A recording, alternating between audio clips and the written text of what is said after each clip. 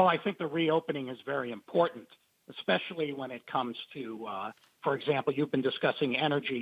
You see oil is at $40 a barrel.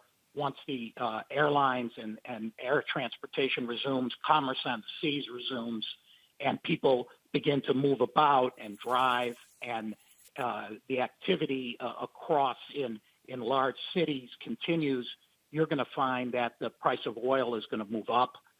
We need it to move up, though, probably another 20-25%. So your large integrated oil companies domestically should continue to do well. And that is going to be the big part of this. Industrials are another area which will be an excellent opportunity prospectively. But I forecast interest rates. So you're recommending, Robert, to your clients, buy some big cap energy stocks, it sounds like. Yes, that's correct.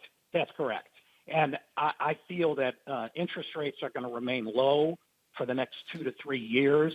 And we're going to continue to see unemployment at these levels, and it's going to come down over time over the next 2 years. But I think the Fed, as you've been discussing with your prior guests, are going to remain accommodative, and the federal government, which has done an admirable job here, is going to continue to provide fiscal stimulus. What are some smart tax strategies, Rob? We don't talk. It's easy to say buy this, sell that, but tax is a huge part of everybody's story. What, from a market's perspective, any good tax strategies or tax-related investments we need to consider right now? Yeah, I believe in tax-advantaged indexing, and you want to develop a customized index, and you want to make sure that you manage the portfolio for the best tax opportunities. But I think the most important point that hasn't really been discussed is the fact that we now have a 265% or so debt to GDP ratio in this country, and that's quite high because of all the trillions, as you stated earlier, that have been injected into the system. So it's more likely than not that income tax rates are going to go up, depending on whether we have a new administration or not. But I think people should expect at the upper end for tax rates, personal income tax rates to go up at the federal level, and also to go up at the state level, given the budget shortfalls.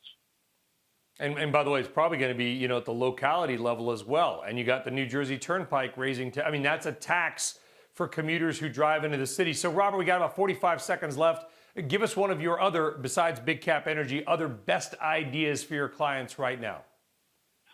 Well, I would say if interest rates remain low, tech and healthcare, which are very lofty in their valuations at the moment, will be what I would call fixed income surrogates, in that they have long dated cash flows. So they will continue, and they provide the most output into the U.S. economy, and they will continue to be prosperous. But you're going to have likely cash will be good over the next several months, and an opportunity to buy in at potentially lower prices.